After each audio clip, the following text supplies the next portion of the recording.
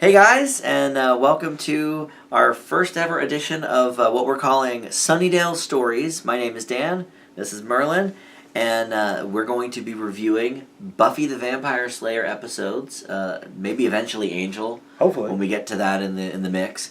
But yes, Sunnydale, of course, the name of the town in Buffy.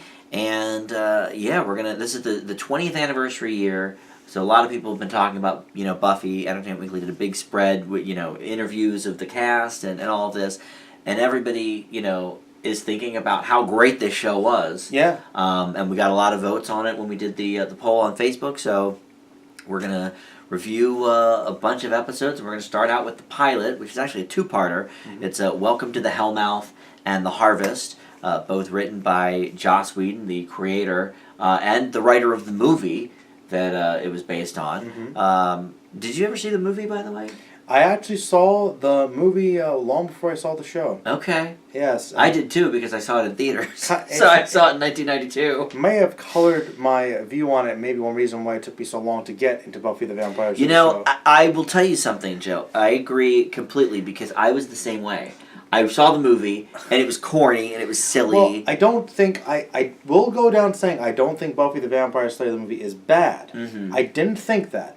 But it was exactly what I thought the show was going to be like. Right. And I remember the show was on a lot when I was younger, and apparently a lot of people liked it, but I always had the idea that it's about a cheerleader named Buffy who fights vampires on... It wouldn't be the CW. What was it? WB, yeah. And I didn't have access to it, but it seemed like a girls' show to me. Okay. So I didn't. It's fair. The whole nerd culture thing. Right. That completely missed me, and so I got into it a couple years ago, and then looked, and then that really got me addicted to it. For me, it was actually the WB itself. Okay. Because I saw the movie. It was like. Okay, it was okay. It's all right.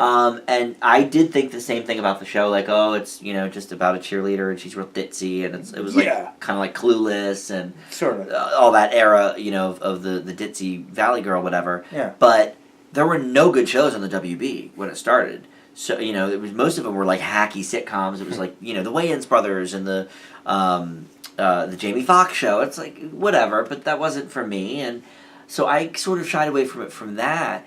And I didn't watch it for years. I mean, it was already off the air by the time I started watching it. And I got super into it. The roommate I had at the time, we would, every night we would watch 2 episodes of Buffy. That was like our ritual. And then we started watching Angel. We did it backwards. So we watched all of Buffy and then started Angel. You don't want to do that. You want to start Angel where Angel started in the Buffyverse. You kind of have to. Yeah, you kind of have to. So that sort of screwed us up. But yeah, so I've seen all of both series, and sad that it took me so long, because it's a great show. Same with me, but it's one of those things that I'm so surprised I liked as much when I first found out about it. Like it was just really good. The writing is brilliant. It's on funny. The show, it really is. Joss Whedon is just really good at writing these characters who seem the stuff they're saying seems kind of over the top and almost comic booky. But it's still believable somehow. Yeah. And he's kind of the master of that. He's got a unique, very snarky sense of dialogue that I would imagine few people can pull off. Because it doesn't seem like it should work, but it always does. You're right. And that's Buffy for you. It grips you. But even though it is fun, it's a pretty intense story.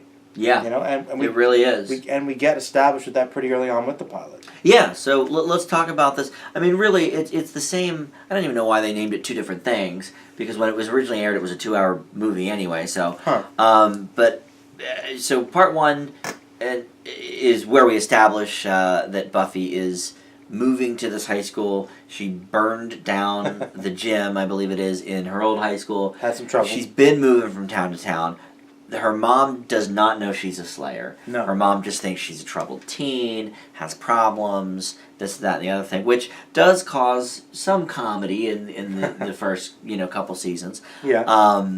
And then right away she's, it's sort of at odds with the principal, of the school. Quark. Yeah, that's right. Yep. That's exactly right. The first place I really saw him, because it was before I was watching Armin Shimmerman. Deep Space Nine. Yeah, Armin Shimmerman.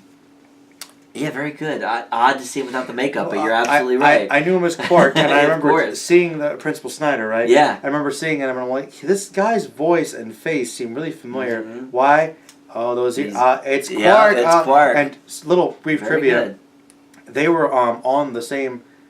They were on the same time a couple years. Oh, okay. Because Buffy is 97, Yeah. DS9 ended in 99. Okay. So he was actually filming for No a couple years, kidding. and what he For would both. do was he would do DS9 in the morning, I believe. It might be one or the other, but I think he did DS9 in the morning, took off all the God, makeup, got off and all then that makeup. and then went over to do Buffy. Wow. He'd usually do them like the same day. That's impressive. Yeah. That's cool. So yeah, we establish that, and then we go to class with her. She meets Cordelia, who ends up being. Yeah, tell me about Cordelia. So you could say it ends up being. It just ends up being not who you think she is by the end of the series, because she's a fixture on Angel, and you know. I just wanted to tell you Tell about. me. Well, I mean, we could talk about it later Yeah. too, but I remember like spoilers, obviously, but if you guys know, but Cordelia probably has maybe the best character growth in the entire Ever. Of franchise. anybody, yeah, because no, of the Buffyverse for sure. I will tell you, from the first episode and through pretty much all this first season, they might fight all kinds of monsters and villains and vampires, but the person But I she's the hated big the bad. most, the villain I thought in the show on a personal level was Cordelia. Yeah. I hated her. Yeah. I hated her. I thought she was a minor antagonist, Mm-hmm. and she just makes Buffy's life hell. And I don't know if, it'd be interesting to read up on, was that Whedon's plan to begin with, to have her have this enormous arc and turn into one of their closest confidants or not? I don't know. I could see him doing that because he's a good writer, but it could also be sometimes a character evolves naturally. Yeah. And throughout the season, I think she does get a little better by the end, but she's still kind of annoying throughout. Or much the of it. actress, too. I mean, who knows?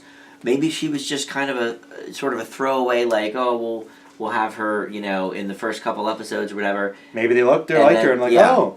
And she's a great actress in this series. Oh, does a great job. I believe it's Charisma Carpenter. Yes.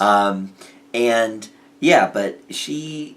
Really, you're right. She has such a great arc, and then ends up, like I said, on Angel as one of the people on his team. It's just great. Yeah. So we meet her, hate her immediately. I hate her. And then she meets Willow and Xander. Great. I guess Xander's really the first person she meets, but Automatically got eyes on Buffy. automatically got the eyes on Buffy, and then we find out Willow has eyes on Xander, and so Already that whole love thing, triangle established. Love triangle begins. And then we even meet Angel in the Yes. I think the end of the Hellmouth, and then he factors in more in the Harvest. But Dark, mysterious, man of the night. basically tells her like, "Hey, you're on Hellmouth." Like he knows who she is immediately, and it's kind of thing. And automatically, right off the bat, you know that Buffy's gonna have an interest in him, and there's gonna Yes. be something right off the bat. You can tell there's that stuff sexual tension immediately. Already builds up, which Yep. is good. And gotta say, it's one of the things that's also really impressive about Buffy is that's one of those cliches on a lot of shows. I hate the dark, brooding character. Mhm. Angel should be a character that annoys me, but It really works on him. I really like the character. David Boreanaz plays him great. Because he seems like he's even with that haircut, he's still not an a-hole. Right. He seems like he's just a good guy trying to be a good guy. Trying to figure out what's going on. Quite literally his place in the world. Definitely, because he's the vampire, but doesn't necessarily want to be the vampire. Right. And then of course we have Giles. And Giles is star of the show. He's the librarian, and he is the Watcher, as we find out. And her guide, her mentor, her partner, kind of. Yeah. And he knows all about her immediately. She, basically kind of knows not about him, but like she doesn't realize there's a whole story behind this, an organization, she and didn't really understand the whole Watcher thing. Yeah. Until he explained it to her. And there's some good scenes with them right away. When she goes to the library, that's a good scene. And then when he shows up at the club at the Bronze that night, she's just like, okay, like what are you doing here, creeper? Like, and he explains it. They have some good back and forth. The humor in this series as a whole is great. Yeah. Whedon really knows how to mix, the comedy and the drama and the action and the horror And Whedon's a pretty big geek, so I think even from the first episode, you get all kinds of references to comic books and old movies. Yes, that's very true. And usually that's Xander. He's always like, oh man, like Spidey sense is going off or something. Yeah, it's basically like Xander is He's Whedon, writing himself. Yeah. And, I also have to say, too, Xander is also a character that I feel like I shouldn't like, but I do.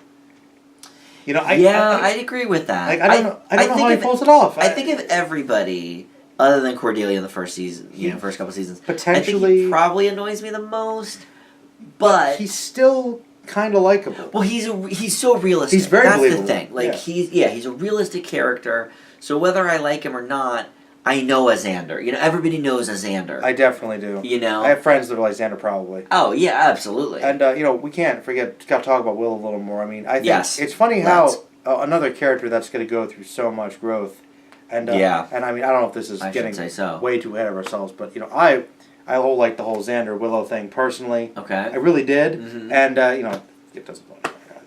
Well, and I know maybe that's for the best. I kind of like the Willow lesbian bit, but okay, well, I guess that's way ahead. I think that was important. I don't know if it was done particularly well. I agree. It had flaws. I mostly because her love interest is one of the most boring characters. Bland. Yeah. No, sorry. So that's So I think it was an interesting one early on. I remember. Yeah. But true. That of course lead to other things, Dark Willow. And if that was good too. As we established, if you watched our X-Files review... Spoilers. We assume that if you're watching an episode review of a show, you've watched that show or that episode or whatever, so... And I put it in the description, too. Yeah, I will. Just because Spoilers ahead, because... It's one of those things, man, where... you can say these things, and there's going to be that one person that gets mad. Like, why? They're going to watch the video and be like, man, I didn't want to find out. You're watching the episode review if you don't know. I try to keep a pretty strict no spoilers when we do the movie reviews, especially for new movies. 20 years ago, man. When we're talking about episodes of shows from 20 years ago, I think the statute has run out. So I'm sorry if you've already been spoiled here, but. Dark Willow happens. Dark Willow happens. Lesbian Willow happens. So much Willow. Cordelia gets nice. Many things that will be discussed episode by episode. Yeah. But so anyway, back to this particular two-parter here. So the other big thing that happens is, other than just establishing people and establishing the Hellmouth and who Buffy is we really have our first casualty from the quote-unquote group. It's not really a group yet, but Xander's best friend gets, captured, tortured a little bit, and then basically turned into a vampire.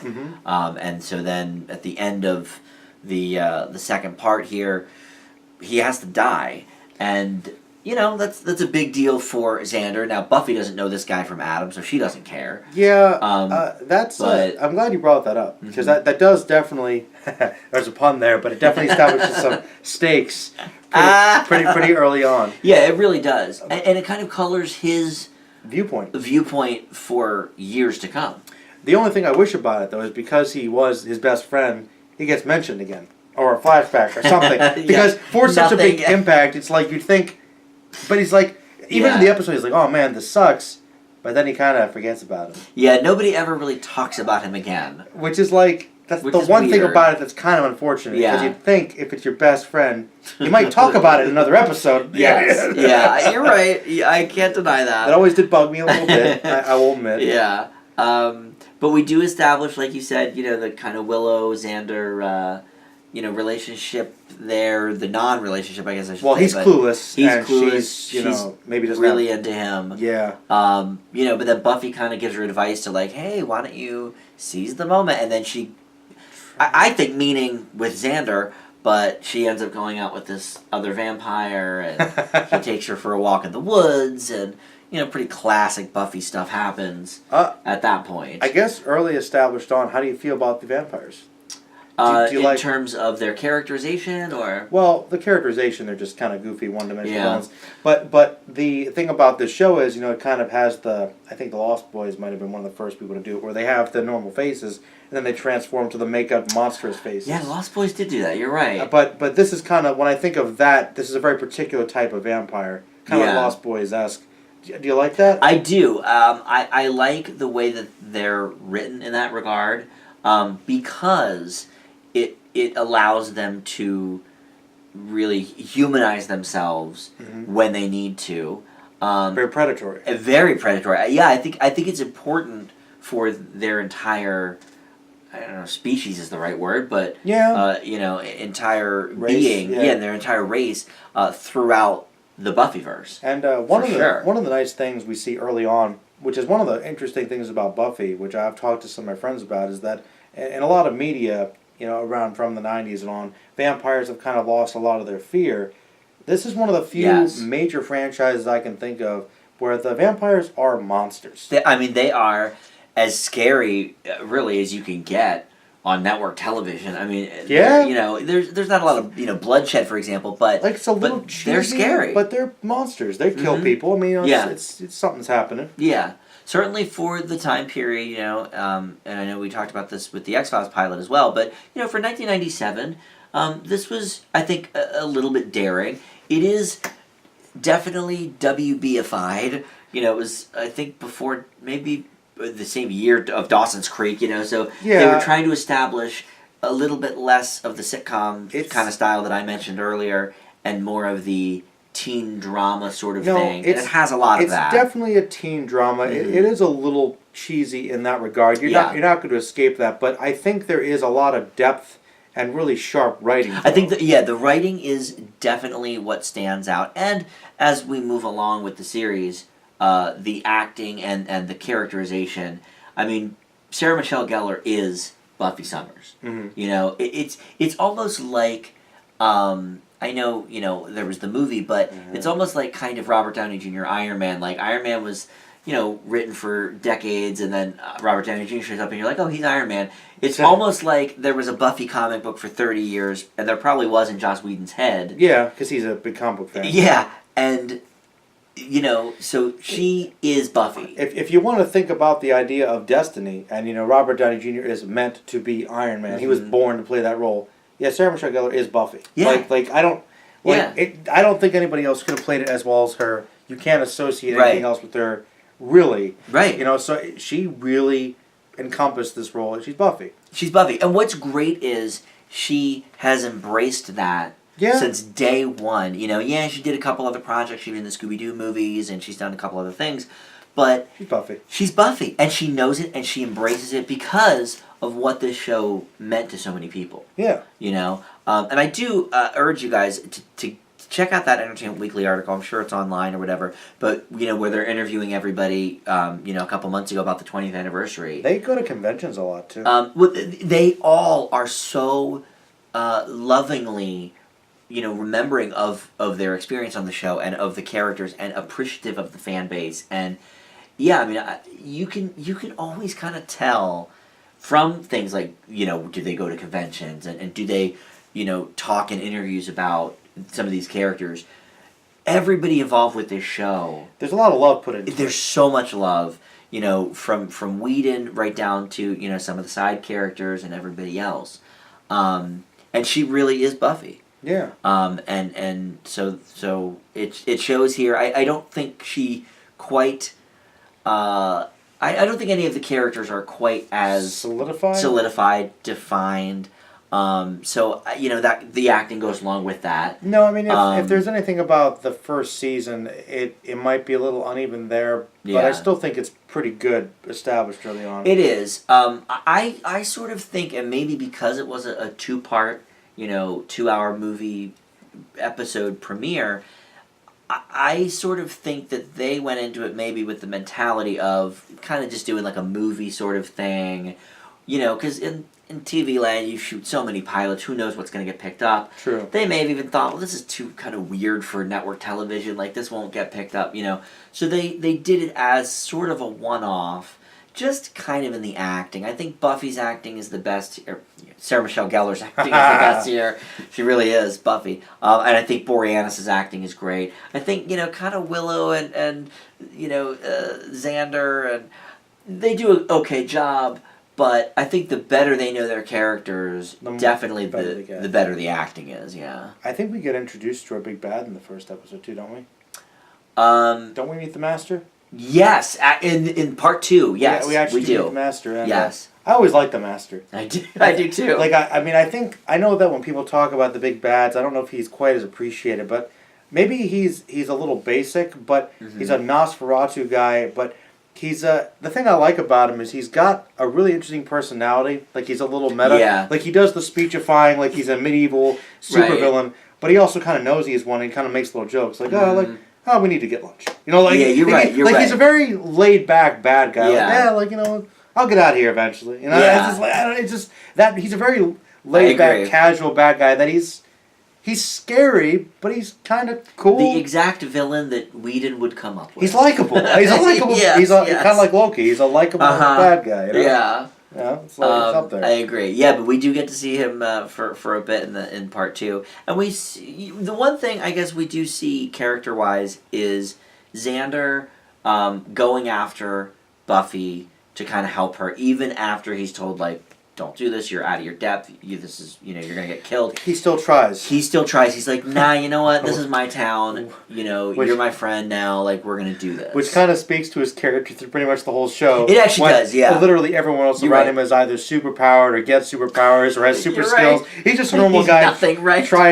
He gets a car eventually. He's like, well, you know what? I can drive. I have money. Yeah. I can cart you around places. You guys can't hold down jobs. Mm-hmm. You're right.